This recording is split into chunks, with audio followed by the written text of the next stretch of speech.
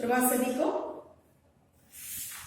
कल हमने पाठ अन्नदाता के बारे में, कविता अन्नदाता के बारे में हमने क्या किया, जानकारी लिया और उसका जो भी अभ्यास कार्य है, सभी अभ्यास कार्य को मैंने बोर्ड पर लिखाकर समझाया है।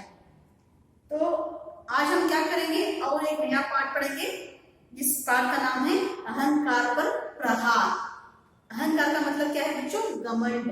घमंड, हाँ, ईगो कहते हैं हम। प्रहार का मतलब वार करना, अहंकार पर वार करना, इसका मतलब है अहंकार पर वार करना। तो बच्चों, अहंकार पर कौन वार करता है इस पाठ के दौरान समझेंगे। तो चलो बच्चों, आज का पाठ शुरू करें। उससे पहले मैं कुछ शब्दार्थ है बच्चों, शब्दार्थ बोर्ड पर लिखाऊंगी, बाद में आपको पाठ की एक एक लाइन पढ़कर आपको उसका अर्थ समझाऊंगी। शब्दार्थ,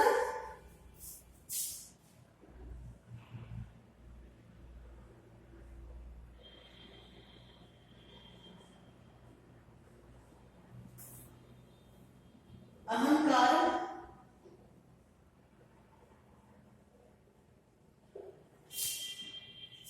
अभिमान,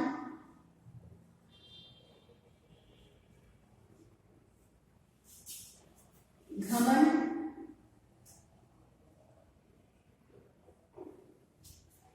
प्राइड,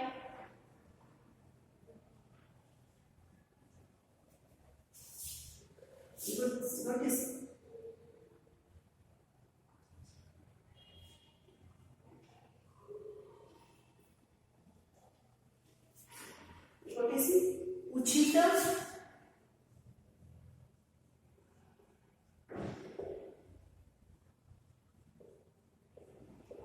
सही,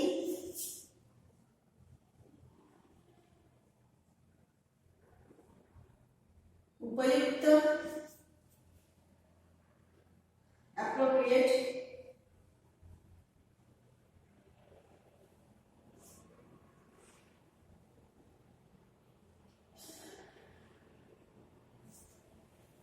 उत्तरदायित्व, उत्तरदायित्व, जिम्मेदारी,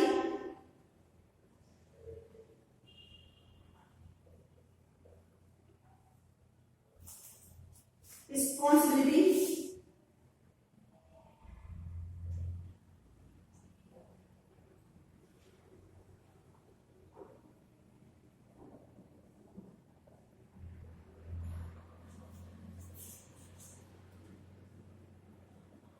रिस्पॉन्सिबिलिटी, घमंड,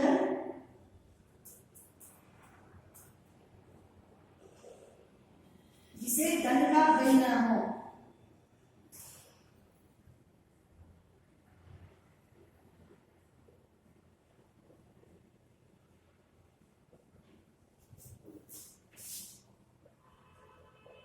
शरारती, रूढ़,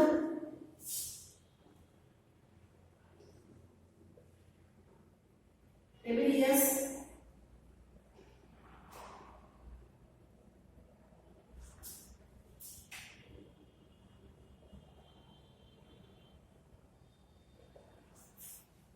गति,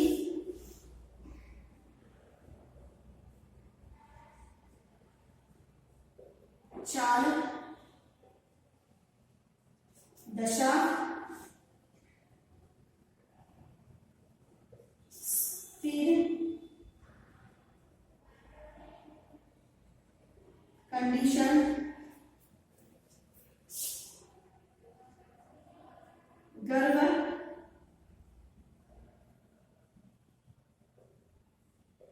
अहंकार,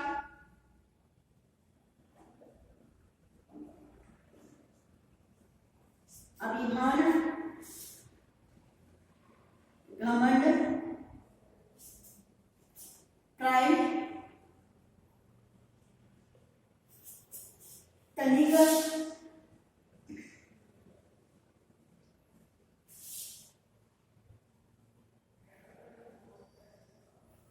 अल्प,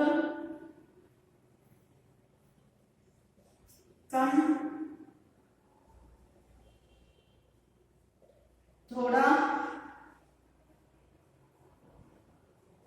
जरा सा, शॉर्ट, मीन,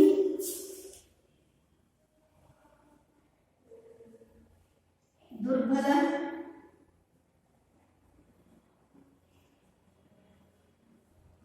कमजोर, शक्तिहीन,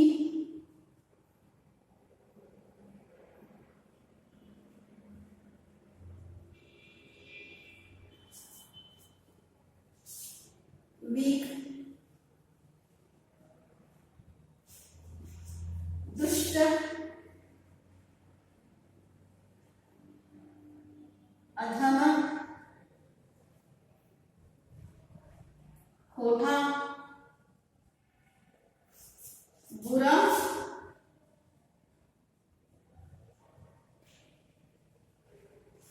भैड़,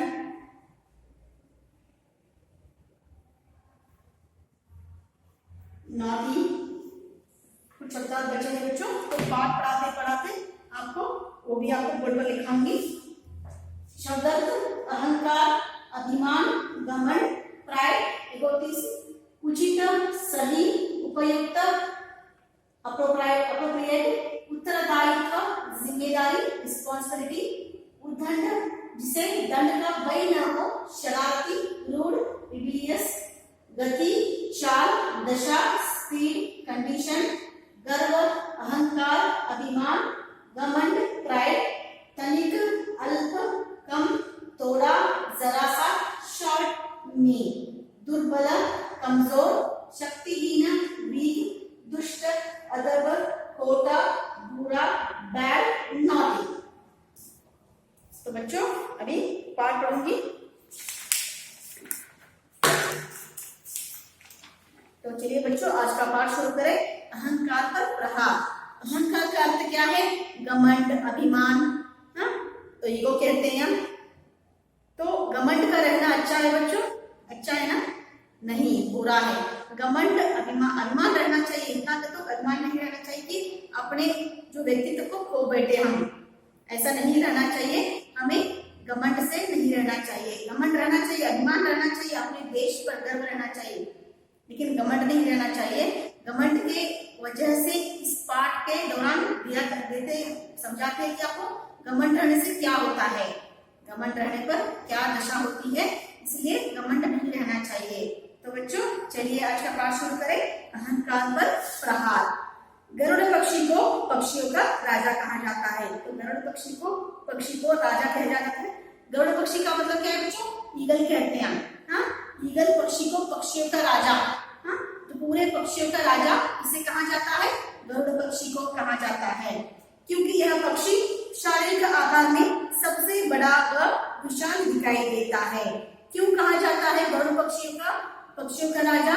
इसलिए कहा जाता है कि वो पक्षी, गरुड़ पक्षी शारीरिक आकार में, हाँ शारीरिक का मतलब जो बॉडी में, हाँ बॉडी में शारीरिक आकार में सबसे बड़ा, बहुत ही बड़ा रहता है कौन? गरुड़ पक्षी। और विशाल दिखाई देता है, बहुत क्या रहता है बच्चों? बड़ाई भी रहता है और विशाल भी दिखाई देता है। कहते हैं कि गरुड़ विष्णु भगवान का वाहन था। सब लोग कहते हैं कि गरुड़ क्या है? विष्णु भगवान का वाहन था। तो आपको गणेश का वाहन क्या है? चूहा है, हाँ और शिव का नंदी। वैसे ही एक विष्णु भगवान का वाहन कौन सा है? गरुड़ पक्षी। तो भगवान का वाहन था और बहुत बलशाली था, बहुत बलवान था, स्ट्रॉन्ग था। और गरुड़ पक्षी, अतः उसे अपने बल और शक्ति पर बहुत अभिमान था, इसलिए उसको क्या है बच्चों? वो बहुत अभिमान था। और वो किसका वाहन था? विष्णु भगवान का वाहन था, इसलिए उसको बहुत घमंड था, बहुत ईगो था उसको। मैं विष्णु भगवान का वाहन हूँ और मैं बहुत बलशाली हूँ, दिखने में भी बहुत विशाल हूँ, ऐसे वो, इसलिए उसको बहुत अभिमान था, घमंड था। विष्णु भगवान को उसका अपनी शक्ति तथा बल पर गर्व करना कभी भी नहीं बाता था। तो विष्णु भगवान को जो ये कौन गरुड़ पक्षी जो उसको घमंड था, अभिमान था, वो विष्णु भगवान को कुछ भी अच्छा नहीं लगता था। धनिक का मतलब जरा भी अच्छा नहीं लगता था उसको, इसको विष्णु भगवान को। तो गरुड़ पक्षी पक्षी कौन क्या उसे क्या कहते हैं, पक्षियों का राजा कहा जाता है, क्योंकि उसका शारीरिक रूप से शारीरिक आकार में बहुत ही बड़ा और बलशाली है और दिखने में बहुत विशाल लगता है। कहते हैं कि गरुड़ विष्णु, तो विष्णु भगवान का वाहन कौन सा है, गरुड़ पक्षी है। और विष्णु भगवान का वाहन हूँ और मैं शक्तिशाली हूँ, बड़ा भी हूँ, इसलिए उसको ऐसे उसको घमंड था।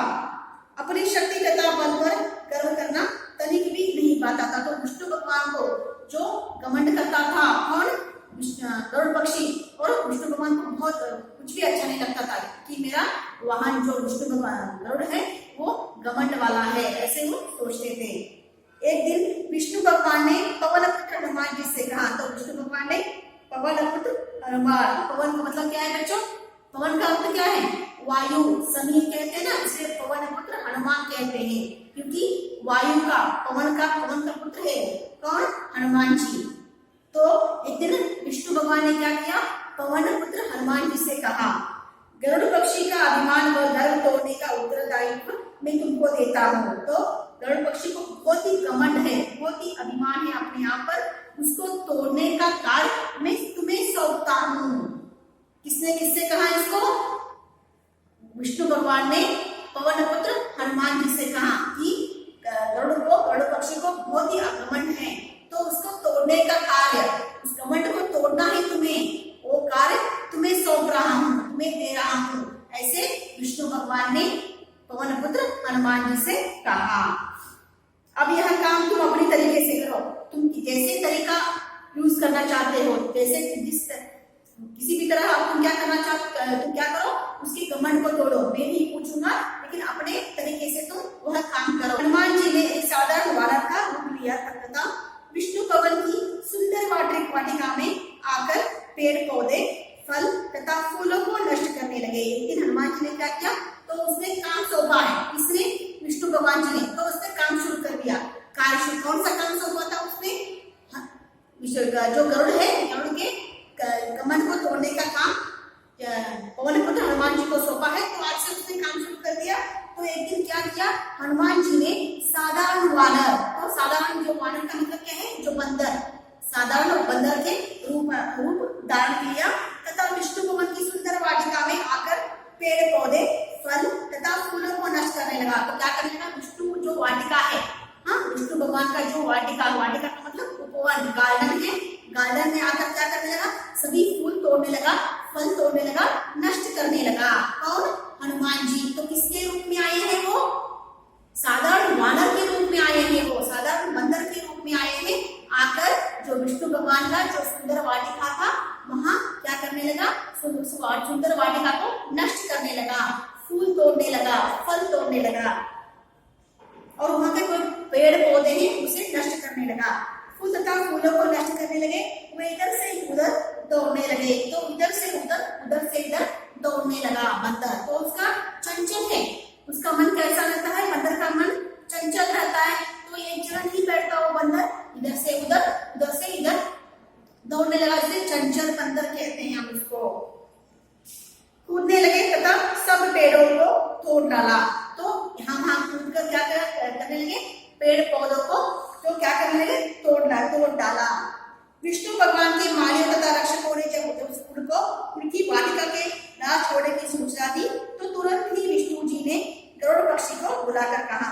तो विष्णु भगवान ने मालियों तथा रक्षकों ने जब उनको उनकी वाटिका के नाश होने की सूचना दी, तो वो वहां पे जो माली रहते हैं, माली का मतलब गार्डनर, जो इस वाटिका का मतलब उपवन, जो इस उपवन के जो गार्डनर रहते हैं, माली का मतलब क्या है बच्चों, जो वाटिका का देखभाल करे, उसको पेड़ पौधों को पानी दे, उसे माली कहते हैं हम। तो वो माली क्या करने लगे, वो सभी देखने लगे, अरे ये बंदर तो सभी नष्ट कर रहा है, यहाँ का जो पेड़ पौधे हैं, फूल है, जो सभी फल है, सब क्या कर रहा है, नष्ट कर रहा है। ऐसे सोचकर वहां तक जो विष्णु भगवान तक उन्होंने सूचना दी, जाकर समाचार सुनाया कि यह बंदर आया है हमारे वाटिका में, आपके वाटिका में, और सुंदर वाटिका को नष्ट कर रहा है। तो विष्णु जी ने गरुड़ पक्षी को बुलाकर कहा, तुरंत ही विष्णु जी ने गरुड़ पक्षी को बुलाकर कहा, प्रिय गरुड़, जाकर अपनी वाटिका में तो देखो। तो तुरंत का मतलब बोलने के बाद सडनली विष्णु भगवान ने क्या किया, गरुड़ पक्षी को बुलाया। बुलाकर अरे जाकर जरा क्या करो तुम, जरा वाटिका को देखो, वहां कोई बंदर आया हुआ है, आकर वह सभी नष्ट कर रहा है। प्रिय गरुड़ जाकर अपनी वाटिका में तो देखो, कोई उद्दंड वानर सारे पेड़ पौधों का नाश कर रहा है। तो कोई उद्दंड वानर आकर क्या कर रहा है, पेड़ पौधों को नाश कर रहा है। तुम अपने साथ सेना ले जाओ और उस वानर को बंदी बनाकर मेरे सामने ले आओ। तुम अभी जाओ, सेना लेकर जाओ। हाँ, उन्होंने क्या किया, देखिए यहाँ पर याद रखिए, आपको कैसा वाक्य बोल रहे हैं विष्णु भगवान जी, इसको गरुड़ को बोल रहे हैं, तुम अपने साथ सेना ले जाओ। तुम क्या करो, अकेले मत जाओ, अपने साथ सेना ले जाओ और उस वानर को बंदी बनाकर मेरे सामने ले आओ। उस वानर को क्या करो, उस मंकी को बंदी बनाओ, बंदी बनाकर मेरे सामने ले आओ। तो विष्णु भगवान के मालियों तथा रक्षकों ने क्या किया कि समाचार जाकर उन तक न्यूज पहुंचाया कि हमारे जो वाटिका है, वाटिका में कोई बंदर आया हुआ है, उद्दंड बंदर, वो आकर क्या कर रहा है, सभी फूल तोड़ रहा है, पेड़ पौधों को तोड़ रहा है, हमारी जो सुंदर वाटिका है उसे नष्ट कर रहा है। तो जब उनको न्यूज मिला भगवान विष्णु जी को, तो तुरंत ही सडनली उन्होंने क्या किया, किसको बुलाया, जो गरुड़ जी को बुलाया। बुलाकर कहा, अरे गरुड़ जी देखिए, यहाँ पर हमारे सुंदर वाटिका को कोई नष्ट करने के लिए बंदर आया हुआ है। उस उद्दंड वानर को क्या करो, बंदी बनाओ। और उन्होंने पहले उससे पहले क्या कहा कि तुम अपने इसको तुम अकेले मत जाओ, तुम्हारे साथ सेना ले जाओ। सेना ले जाकर क्या करो, उस वानर को, उस बंदर को क्या करो, बंदी बनाकर यहाँ पर ले आओ, मेरे सामने ले आओ। सेना शब्द सुनकर गरुड़ को अपनी शक्ति बल का अपमान लगा। तो जब विष्णु जी के मुंह से, विष्णु भगवान जी के मुंह से सेना शब्द सुनने पर किसको क्या लगा, गरुड़ जी को क्या लगा, अपमान लगा। अरे मेरे बल और शक्ति पर इनको भरोसा नहीं है क्या, मैं बहुत शक्तिशाली हूँ। तो गरुड़ अपने आप सोचने लगा, क्योंकि उसको अभिमान था, घमंड था कि मैं बहुत शक्तिशाली हूँ। तो मेरे शक्ति पर ये क्या कर रहे हैं, संशय कर रहे हैं। क्या कर रहे हैं, वो संशय कर रहे हैं, डाउट कर रहे हैं। तो क्यों, इन पर उनको भरोसा नहीं है क्या, हाँ भरोसा नहीं है, विश्वास नहीं है, इसलिए वो बोल रहे हैं कि सेना शक्ति लेकर जाओ तुम्हारे पास। तो सेना शब्द सुनकर गरुड़ को अपनी शक्ति बल का अपमान लगा, अपमान लगा। तो इस कारण थोड़ा कोई होकर कहने लगे, भगवान मेरा अपमान मत करे, भला एक अच्छा तुच्छ वानर को बंदी बनाने में सेना की क्या आवश्यकता है।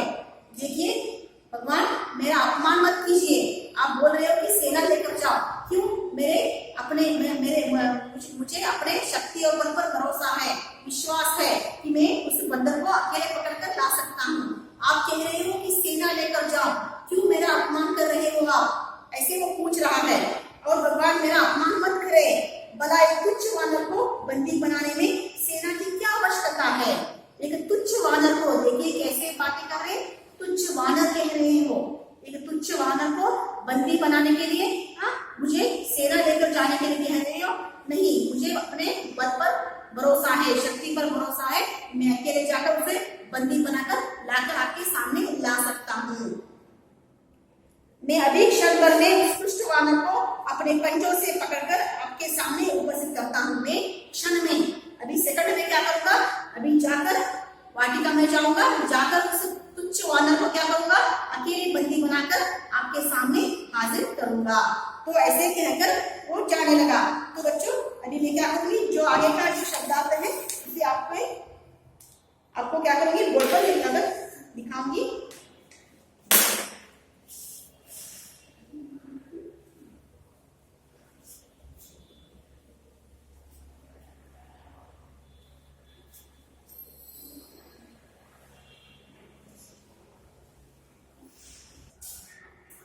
नम्रता,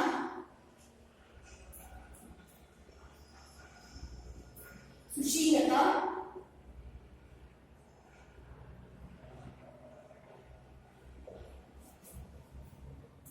विनयशीलता,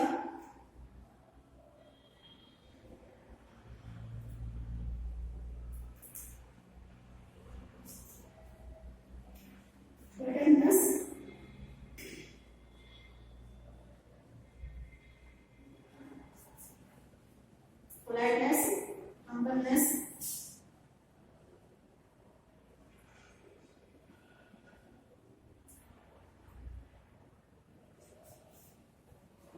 नाश,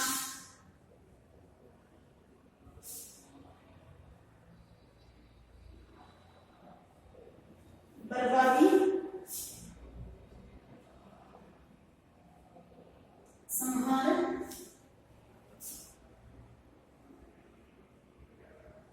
वेस्ट, डैमेज,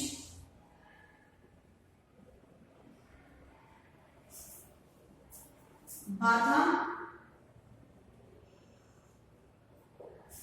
अच्छा लगना,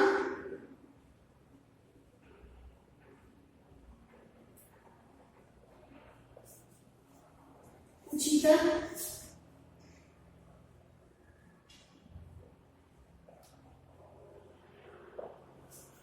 ठीक लगना, फीलिंग गुड,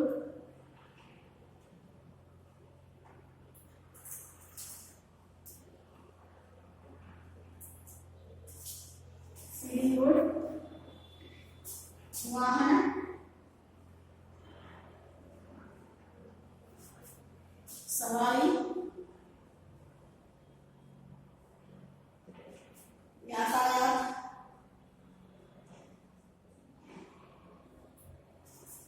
यातायात का साधन,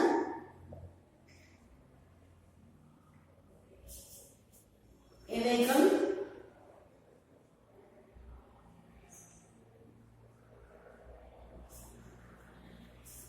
वाटिका,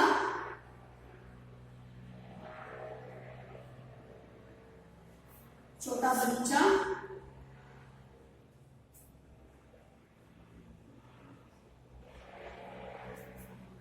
उद्यान,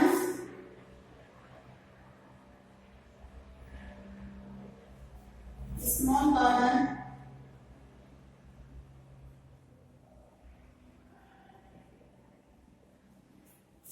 साधारण,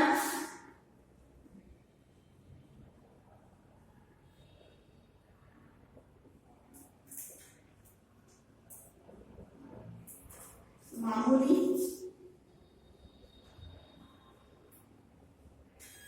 सामान्य, ऑर्डिनरी,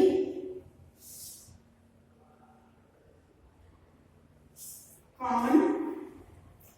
पूरे मैंने शब्दार्थ को आपको बोर्ड पर लेकर समझाया है।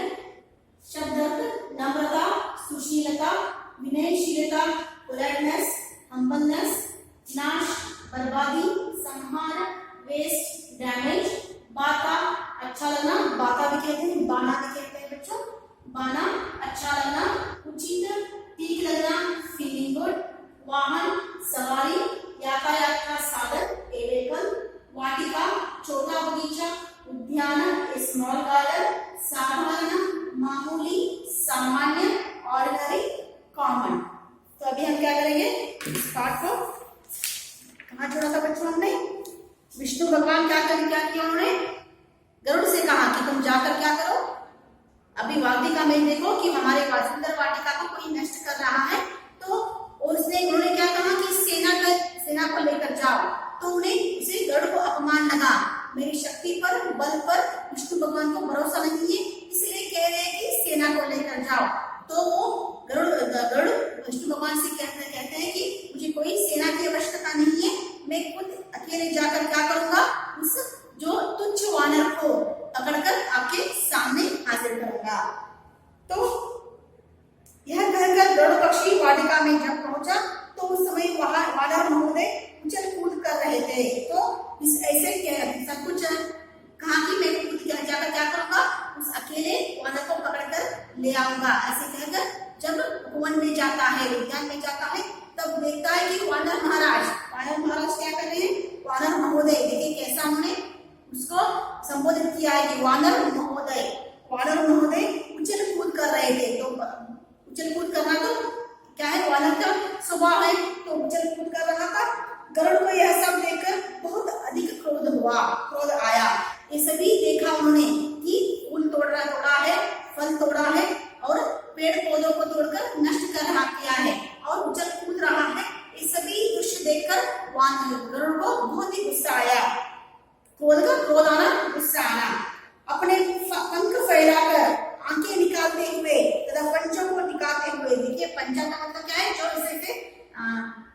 जो पंजे उसके उनके हाथ होते हैं, हाथ के जो नाखून होते हैं उसे पंजे कहते हैं हम। ऐसे तो उसे पंजे से क्या किया उसने, ऐसे पंजे को ऐसे फैला दिया, ऐसे पंजे को फैलाकर उसने क्या किया, अपनी पूरी आंखों से किसको देखा, वानर को देखा। उसे तथा पंजों को दिखाते हुए कहा, मूर्ख वानर क्या मरना चाहता है। तो सभी ऐसे आंखें बड़े बड़े किया, लाल हो गए थे उसकी आंखें, इसकी आंखें, गरुड़ की आंखें, और उस लाल भरी आंखों से पूछ रहा है कुछ, किससे पूछ रहा है, वानर से। अरे मूर्ख वानर, मूर्ख वानर क्या मरना चाहता है। अरे मूर्ख वानर, सभी नष्ट किया है तुमने और मेरे हाथ से मरना चाहता है क्या तुम। चुपचाप मेरे साथ चल, चुपचाप मेरे साथ चल, तुझे इस वाटिका के स्वामी ने बुलाया है, तो चुपचाप मेरे साथ चल। इस वाटिका के जो स्वामी है, तो कौन है इस वाटिका के स्वामी, विष्णु भगवान। तो उन्होंने नाम नहीं कहा कि विष्णु भगवान ने बुलाया है, तो सिर्फ उसने कहा कि इस वाटिका के स्वामी ने तुम्हें बुलाया है। यह कहकर गरुड़ ने वानर की ओर अपने पंजे बढ़ाए ताकि उसके पकड़ सके। तो ऐसे कहते हुए अपने पंजों को आगे ऐसे बढ़ाया, इसके सामने, बंदर के सामने। क्यों, क्योंकि उसे पकड़ सके, पकड़ना चाहता है इसलिए अपने पंजों को आगे बढ़ाया उसने, गरुड़ ने। परंतु वानर ने 2-3 फल तोड़कर गरुड़ की ओर फेंकते हुए कहा, तो अभी जो पेड़ के जो फल है 2-3 फल को तोड़ा उसने, वानर ने, और उसकी ओर फेंकते हुए कहा, उसकी ओर, गरुड़ की ओर फेंकते हुए कहा, ओहो पक्षी, वानर को पकड़ेगा। अरे तू तो पक्षी है, साधारण पक्षी है, तू मुझे पकड़ेगा क्या, एक वानर को पकड़ेगा क्या। तुझे पता नहीं कि मैं वानर, मेरा स्वभाव ही है वृक्षों पर कूदना और धूम मचाना। अरे तुझे पता नहीं मेरा स्वभाव कैसा है, वानर का स्वभाव है धूम कूदना, मचलना और हल्ला मचाना। हाँ, तो मेरा स्वभाव है कूदना और धूम मचाना, मेरा स्वभाव है। हाँ, तू क्या मुझे पकड़ेगा, तू साधारण एक पक्षी है। इसने कहा, किससे, बंदर ने गरुड़ से कहा। गरुड़ को यह सुनकर बहुत क्रोध आया, तो गरुड़ को ये सुनकर बहुत क्रोध आया, उसको बहुत गुस्सा आया। उसने अपने पंजों से पवन पुत्र हनुमान जी पर वार करना आरंभ कर दिया। तो अपने पंजों से क्या किया उसने, ऐसी बातें सुनकर बहुत ही गुस्सा आया गरुड़ को कि मुझे साधारण एक पक्षी कहता है ये, और मुझे मेरे साथ चुपचाप चलने के लिए कह रहा हूँ। तो बोल रहा है कि मेरा स्वभाव है कूदना, हल्ला मचाना, ऐसा मेरा स्वभाव है, ऐसा बोल रहा है। तो उसे सुनकर बहुत ही गुस्सा आया और गुस्से से क्या किया, उसने अपने पंजों को आगे बढ़ाया उसको पकड़ने के लिए, उस पर वार करने के लिए। गरुड़ को यह सुनकर बहुत अधिक क्रोध आया, उसने अपने पंजों से पवन पुत्र हनुमान जी पर वार करना आरंभ कर दिया।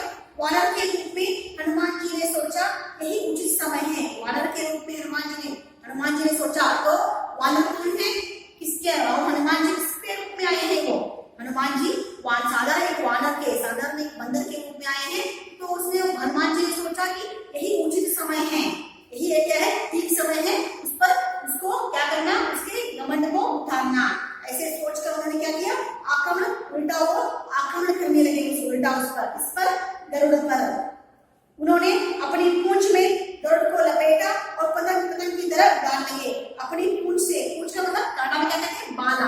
हाँ, उसे अपनी पूंछ से क्या करने लगे, वो अपने हनुमान जी को, वो गरुड़ को, वो क्या किया उन्होंने, पूरा अपने लपेट लिया अपने पूंछ से, और लपेटा और पतंग की तरह ऐसे उड़ाने लगे उसको। हाँ, ऐसे लपेट कर क्या किया, उसके पूरे शरीर को लपेटा, किसके शरीर को, गरुड़ के शरीर को लपेट कर ऐसे पतंग से, जैसे पतंग उड़ाते हैं ना, ऐसे वो क्या करने, उड़ाने लगे।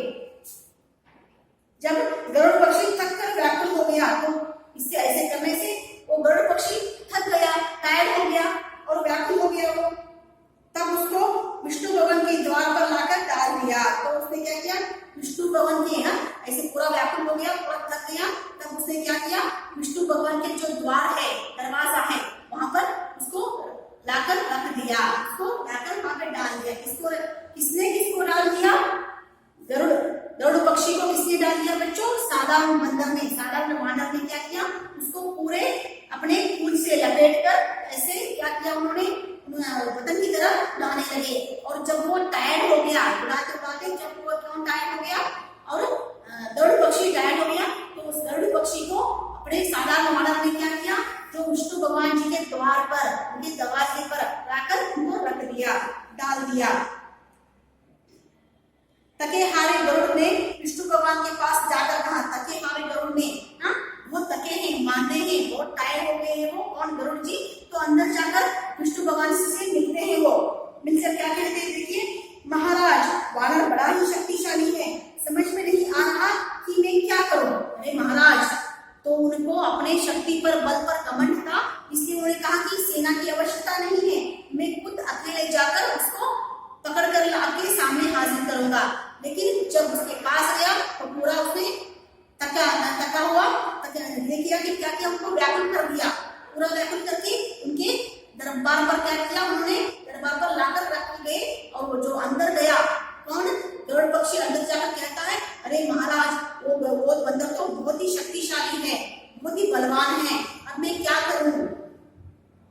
तो वो समझ में नहीं आ रहा कि मुझे समझ में नहीं आ रहा कि भगवान मैं क्या करूं, बहुत ही क्या है वो शक्तिशाली है। भगवान विष्णु ने मुस्कुराते हुए क्या देखिए, विष्णु भगवान को मालूम है कि जो बंदर है, वानर है, वो कौन है, हनुमान जी है। और ऐसे मुस्कुरा रहे हैं, मुस्कुराकर कह रहे हैं वो, तुम जाकर उसे ढूंढो और वहां जहां कहाँ भी मिले तो उससे कहो कि विष्णु लोक में श्री रामचंद्र जी ने उसे बुलाया है। तुम क्या करो, वो जहां भी है उसे पहले ढूंढो, उस वानर को ढूंढो, जाकर उसे कहो कि तुम्हारे जो कौन बच्चों, विष्णु लोक में कौन रहते हैं बच्चों, मालूम है ना आपको, विष्णु लोक में विष्णु जी रहते हैं, लेकिन वो विष्णु लोक में श्री रामचंद्र जी रहते हैं, ऐसे मैसेज दो उनको, ऐसे समाचार दो। किसने कहा, विष्णु महाराज जी ने गरुड़ से कहा, तुम जाकर बोलो कि विष्णु लोक में श्री रामचंद्र जी तुम्हारी राह देख रहे हैं, तुम्हें याद कर रहे हैं। संभव है वह श्री राम जी का नाम सुनकर आ जाए, संभव है कि वो श्री रामचंद्र जी का नाम सुनकर शायद वो आ जाए। अब गरुड़ की शक्ति बल का अभिमान तो चूर हो ही गया था, परंतु वानर को खोज कर लाने की आज्ञा उसे मानी थी। उसकी तो अभी क्या था, घमंड तो पूरा चूर हो चुका था, उसका जो भी घमंड था, अभिमान था, गरुड़ पक्षी का घमंड, पूरा घमंड चूर हो गया था, किसके सामने, वानर जी के सामने। लेकिन अभी वो आज्ञा को मानना है ना, ऑर्डर दिया है उन्होंने, इसमें विष्णु महाराज जी ने, विष्णु भगवान ने ऑर्डर दिया है कि तुम जाकर ये समाचार उसे सुना कराओ वानर जी को कि तुम्हें विष्णु लोक में श्री रामचंद्र जी ने, भगवान श्री रामचंद्र जी ने बुलाया है। अब गरुड़ की शक्ति बल का अभिमान तो छूट हो ही गया था, परंतु वानर को खोज कर लाने की आज्ञा उसे मानी थी। जो वानर को खोज कर लाने की आज्ञा दिया था, किसने दिया था, विष्णु भगवान ने दिया था। अतः वानर के रूप में हनुमान को खोजने वह निकल पड़ा। तो अतः वानर के रूप में हनुमान को खोजने वह निकल पड़ा। तो वानर के रूप में गया ये भी कौन, गरुड़ महाराज। हाँ, गरुड़ क्या कर रहे, तो वानर के रूप में जाकर उसको ढूंढने लगे, बहुत दूर दूर तक ढूंढने और देखने के पश्चात अंत में हनुमान जी उसे मल्टा पर्वत पर वानर के ही रूप में दिखाई दिए। तो देखिए, मल्टा पर्वत, हनुमान जी कहाँ मिले, मल्टा पर्वत है, मल्टा पर्वत पर वो बैठे थे, और किसके रूप में, बंदर के ही रूप में बैठे थे, वो वानर के ही रूप में बैठे थे। अब नम्रता सहित गरुड़ पक्षी ने मधुरता से कहा, हे वानर राज। देखिए, उसका घमंड पूरा हो चुका, चूर हो चुका है, और बोल रहा है, पहले तो अरे कुछ वानर ऐसे कहा था उन्होंने, किससे कहा था, वानर को, बंदर को। अभी कह रहे कि हे वानर महाराज, वानर राज, वानरों का राजा बोल रहे हैं उसको, आपको विष्णु लोक में श्री रामचंद्र जी ने याद किया है। देखिए, आपको विष्णु लोक में आपके जो भगवान श्री रामचंद्र जी ने आपको बुला रहे हैं, याद कर रहे हैं। आप मेरी पीठ पर बैठ जाइए, मैं आपको उनके पास पहुंचा देता हूँ। अब क्या करो, गरुड़ कह रहा है कि गरुड़ बंदर से कह रहा है, वानर से कह रहा है कि तुम क्या करो, मेरे पीठ पर बैठ जाओ, मैं तुम्हें वानर वहां पे विष्णु भगवान तक, जो श्री रामचंद्र जी के तक पहुंचा दूंगा। गरुड़ पक्षी की बात का उत्तर देते हुए पवन पुत्र हनुमान जी ने कहा, तो उसकी जो गरुड़ जी ने कहा कि मैं तुम्हें पीठ पर बिठाकर वहां पर विष्णु लोक तक छोड़ दूंगा। तो उसके प्रत्युत्तर में देखिए कैसा उत्तर दे रही है वो। गरुड़ पक्षी की बात का उत्तर देते हुए पवन पुत्र हनुमान जी ने कहा, हे दुर्बल पक्षी। क्या कह रहे, हे दुर्बल पक्षी, दुर्बल का मतलब कमजोर, हे वीक, हाँ वीक पक्षी हो तुम। तो उन्होंने साबित हुआ उसे कि वीक पक्षी है, क्योंकि वो जब वो उसे पकड़ने के लिए आए थे तो वापस उन्होंने क्या किया, उसको सबक सिखाया था गरुड़ को। तो इसलिए बोल रहे कि हे दुर्बल पक्षी, घमंड कमजोर पक्षी, मेरे पहाड़ जैसी भारी शरीर को लेकर तुम उड़ नहीं पाओगे, मेरा शरीर। तो वानर कह रहे हैं कि मेरा शरीर क्या है, पहाड़ जैसी है। पहाड़ मतलब माउंटेन, माउंटेन जितना भारी होता है उतना भारी है मेरा शरीर। कौन बोल रहा है, वानर गरुड़ जी से कह रहे हैं, तुम मेरी भारी शरीर को लेकर कैसे जा सकते हो, कैसे उड़ सकते हो, तुम नहीं हो सकता तुमसे। फिर मेरी और तुम्हारी गति में बहुत अंतर है। तो बोल रहे कि तुम्हारी जो आगे बढ़ने की जो ये है फास्ट, जो तुमसे भी मैं फास्ट हूँ, तुम फास्ट नहीं हो, बहुत ही क्या हो, स्लो हो, ऐसे बोल रहे हो। फिर मेरी और तुम्हारी गति में बहुत अंतर है, तुम बहुत धीरे होते हो, मैं तो अभी एक छलांग में वहां पहुंचता हूँ। देखिए तुम बहुत धीरे जाते हो, लेकिन मैं कितना फास्ट हूँ, अगर एक बार कूदूंगा उछलूंगा तो क्या कहाँ जाऊंगा, जहां मुझे जाना है वहां मैं पहुंचूंगा, ऐसे बोल रहे हो। गरुड़ पक्षी ने सोचा कि यही अच्छा अवसर है जब वह वानर को नीचा दिखा सकेगा। तो गरुड़ पक्षी का पूरा, अभी देखिए गरुड़ पक्षी को पूरा घमंड नहीं उतरा, तो वो सोच रहे कि मुझे मेरा यही अच्छा अवसर है, यही अच्छा मौका है उसे नीचा दिखाने की, वानर को। जब वह वानर को नीचा दिखा सकेगा, अतः वह पूरी तेज गति से उसी क्षण उड़ चला। पूरी तेज गति से क्या किया गरुड़ जी, तो उड़ने लगे, उड़ चले। अपने पूरे बल और शक्ति से वह शीघ्र ही विष्णु भगवान के सामने पहले पहुंचा चाहता था। तो क्या करना चाहता था, इस वानर से पहले जोर से जाकर क्या करना चाहता था, वो धीमी गति से तो वो आ जाएगा वानर, लेकिन मैं उससे पहले क्या करूंगा, बहुत फास्ट से जाऊंगा, जाकर विष्णु लोक में पहले जाऊंगा। तो तब क्या हो जाएगा, वानर नीचा हो जाएगा, मैं ऊपर होऊंगा, ऊपर रह जाऊंगा, तो मैं ही शक्तिशाली हूँ, बलशाली हूँ, ऐसे मैं क्या कर सकता हूँ, प्रूव कर सकता हूँ। गरुड़ पक्षी जब विष्णु भगवान के सामने पहुंचा तो वहां पवन पुत्र हनुमान को देखकर दंग रह गया। देखिए उससे पहले जाना चाहता है वो, किससे पहले जाना चाहता था वो, गरुड़ पक्षी से, सॉरी पवन पुत्र हनुमान जी से, हाँ, जो वानर बनकर गए हैं, वानर के रूप में गए हैं, वानर से पहले गरुड़ पक्षी वहां जाकर उसकी विष्णु लोक में रहना चाहता था।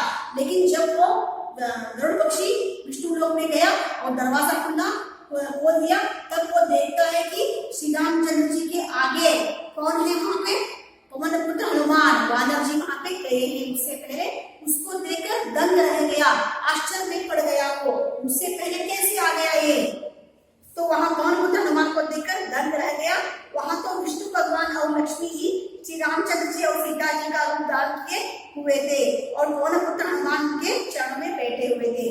तो विष्णु भगवान और लक्ष्मी जी, देखिए विष्णु भगवान जी की पत्नी कौन है, लक्ष्मी जी, दोनों किसका रूप धारण किया था उन्होंने, श्री रामचंद्र और सीता जी की रूप धारण कर दिया था उन्होंने। और उसके नीचे, उसके सामने कौन बैठा हुआ था, पवन पुत्र हनुमान जी अपना खुद का रूप धारण करके बैठे हुए थे। कहानी की विशेषता देखिए, यहाँ पे ऐसा माना जाता है कि विष्णु भगवान का गरुड़ पक्षी भक्त तथा उनका वाहन था। देखिए तो विष्णु भगवान का एक कौन है, भक्त, और उनका वाहन कौन है, गरुड़ को माना जाता है। परंतु वह बहुत ही अहंकारी था, और वह अपनी शक्ति और बल के आगे किसी को कुछ नहीं समझता था। दूसरी ओर श्री रामचंद्र जी को विष्णु भगवान का अवतार माना जाता है। और दूसरी देखिए श्री रामचंद्र जी को विष्णु भगवान का दूसरा अवतार माना जाता है। और पवन पुत्र श्री रामचंद्र जी के सच्चे सेवक और भक्त माने जाते हैं। वे अत्यधिक शक्तिशाली होते हुए भी अभिमानी नहीं थे। लेकिन ऐसे देखिए श्री राम, आपको मालूम है कि बच्चों, श्री रामचंद्र और सीता जी के बहुत भक्त थे। कौन, परम भक्त कहते हैं पवन पुत्र हनुमान जी को। लेकिन ये भी क्या है, विष्णु जी के पवन भक्त, और उनका वाहन कौन था, गरुड़ था। लेकिन इनसे ज्यादा वो ये नहीं भक्त नहीं थे, क्योंकि उनको घमंड था गरुड़ जी को। उसको उतारने के लिए, उस घमंड को चूर करने के लिए उन्होंने क्या किया, पवन पुत्र हनुमान जी को सौंपा और उन्होंने काम कर दिखाया उन्होंने। तो बच्चों कैसा है ये कहानी, अच्छी है ना बच्चों। घमंड नहीं रहना चाहिए हमेशा। अगर आप अपने मन में अपने आपकी तरफ, हाँ, जो अपने बारे में अगर घमंड है तो कोई भी कार्य को सिद्ध नहीं कर सकते आप लोग। घमंड को दूर रखना चाहिए हमेशा, घमंड को, अभिमान को दूर रखना चाहिए।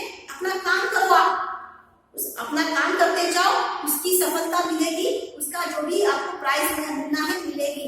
लेकिन उसके बदले में आप अगर घमंड को साथ लिए जाते हो तो अपना जो व्यक्तित्व को सिद्ध नहीं कर सकते आप। तो कैसी है कहानी बच्चों, अच्छा है ना। तो आगे देखेंगे, देखिए यहाँ पर स्वाभाविकता की विष्णु भगवान को जब अपने भक्त या वाहन का अभिमान तोड़ना पड़ा तो उन्हें अपने ही श्री रामचंद्र जी के रूप में दूसरे भक्त हनुमान जी की आवश्यकता पड़ी। तो उनको क्या किसकी आवश्यकता पड़ी? हनुमान जी की आवश्यकता पड़ी। किसके लिए? गरुड़ के घमंड को तोड़ने के लिए। इस प्रकार अपने ही एक भक्त से दूसरे भक्त के अहंकार जैसे अवगुण को पराजित करवा दिया, ऐसा दिया। देखिए बच्चों क्या कह रहे हैं, देखिए तो श्री हनुमान जी एक परम भक्त है श्री रामचंद्र और सीता जी के। और कौन है? गरुड़ किसका भक्त है? लक्ष्मी जी। और किसका भक्त है बच्चों? विष्णु जी की भक्त है। लेकिन एक भक्त से दूसरे भक्त की घमंड को तोड़ना पड़ा। और किसके वजह से? विष्णु जी के वजह से।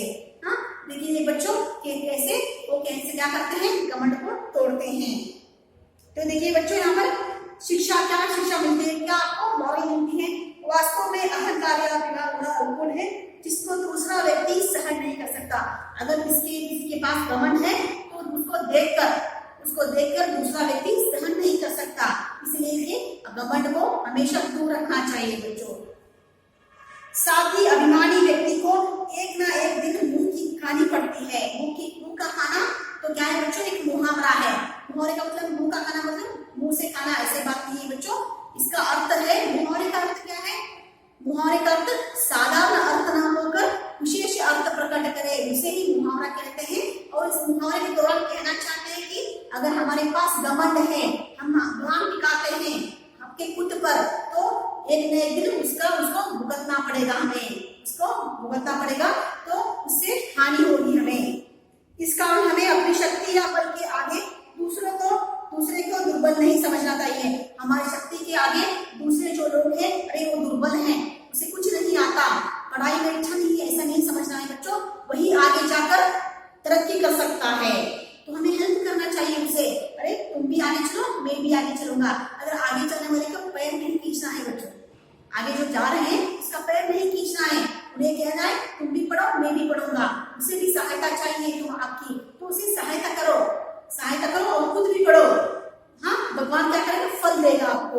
हाँ, वो क्या करेगा? दोनों को मापतोल करके फल देगा। लेकिन उससे उसके दौरान क्या करते हो बच्चों? आप दूसरे जो आगे जा रहे हैं उसका पैर खींचते हो, ऐसे बुरी बात है वो, ऐसा नहीं करना चाहिए। इसका हमें अपनी शक्ति या बल के आगे दूसरों को दुर्बल नहीं समझना चाहिए। इसी प्रकार अपनी बुद्धिमानी के आगे दूसरों को मूर्ख नहीं मानना चाहिए। अपनी बुद्धि जो आप शाने हो, आप होशियार हो, तो आगे वाला जो उनको कुछ नहीं आता उनको मूर्ख नहीं समझना चाहिए। वो आगे जाकर वो भी तरक्की कर सकता है, बुद्धिमानी बन सकता है आपसे भी ज्यादा। हाँ, तो क्या करना चाहिए बच्चों? हमेशा अपने को बुद्धिमानी ऐसा नहीं समझना चाहिए, क्योंकि सब कुछ जानने वाला कोई व्यक्ति नहीं है इस दुनिया में। कुछ ना कुछ सीखते रहते हैं, हम जीवन में कुछ ना कुछ सीखते रहते हैं, जानते हैं। लेकिन ऐसा नहीं है कि हमारी शिक्षा पूरी हो गई, हम MBA किया है, हमने MBS किया है, हमने BE किया है, तो ऐसा नहीं है कि हमारा शिक्षा खत्म होगी, ऐसी बात नहीं बच्चों। जब तक हम इस जिंदगी में रहेंगे, इस दुनिया में रहेंगे, तब तक रोज एक सीख मिलती रहती है। हम एक न एक सीख हम टीच करते ही रहते हैं, यही हमारा जीवन है। पता नहीं कब और किस स्थान पर किसके सामने लज्जित होना पड़े। अगर घमंड को अपने पास रखते हो, अभिमान को अपने साथ रखते हो, तो कभी न कभी आपको लज्जित होना पड़ता है। किसी के सामने क्या करना पड़ता है बच्चों? लज्जित होना पड़ता है। इसलिए कभी भी घमंड नहीं दिखाना चाहिए, कभी भी अभिमान नहीं दिखाना चाहिए। स्वाभिमानी से जियो, लेकिन इतना घमंड भी न करो कि आपको किसी के सामने लज्जित होना पड़े। तो बच्चों कैसे है कहानी? अच्छी है ना? देखिए कैसे उसने उसके घमंड को तोड़ा। हाँ, उसने सेना नाम को सुनकर लज्जित हुआ कि मेरे घमंड पर, मेरे शक्ति पर, बल पर वो क्या कर रहे हैं? भरोसा नहीं है, विश्वास नहीं है उनको। ऐसा समझकर उसने क्या किया? मुझे सेना की आवश्यकता नहीं है, मैं खुद जाकर क्या करूंगा? उस वानर को पकड़ कर लाऊंगा। लेकिन बाद में क्या हुआ? उसके सामने लज्जित होना पड़ा उसको, वानर को। किसको? इसको सॉरी दौड़ को ऐसा नहीं। इसलिए बच्चों हमेशा याद रखो, अपने आप को अभिमान करो, लेकिन बुरा अभिमान नहीं करना चाहिए। हाँ, और अपने किसी का अगर ऐसा करोगे तो किसी और के सामने लज्जित होना पड़ेगा। तो बच्चों आज का पाठ खत्म हुआ, तो मैं आपको क्या करूंगी, आज का होमवर्क दूंगी। आज का रहता है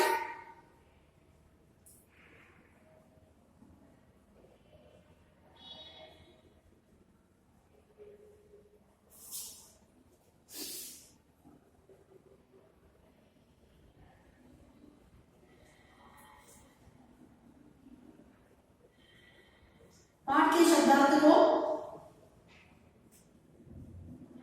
एक बार अपनी कॉपी में लिखिए।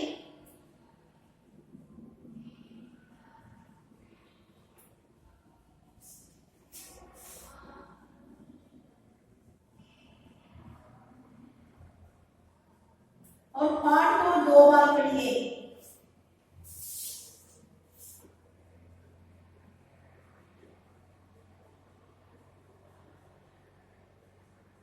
हाँ, तो बच्चों पाठ में आए हुए शब्दार्थ को क्या करना है बच्चों, आपको कॉपी में लिखना है।